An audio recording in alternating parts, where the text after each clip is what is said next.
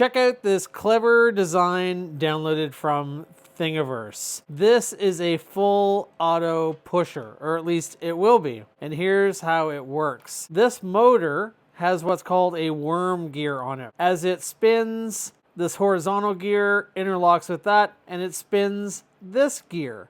And then as this spins, this nub goes around and makes this bar go in and out. This design also has a pusher return switch mount.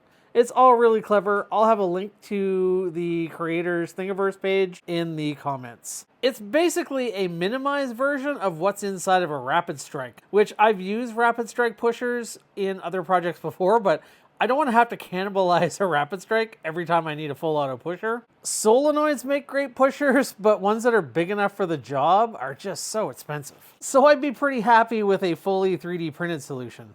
Let's let you see it in action here. You get the idea. And the lid on. Pretty cool, right? And if you add this little micro switch here, what that does is it makes sure that this pusher is always retracted if you wire it up like a Rapid Strike. Which I'm not going to do for this project, but I think it's really cool that they put a mount for this in this little cage.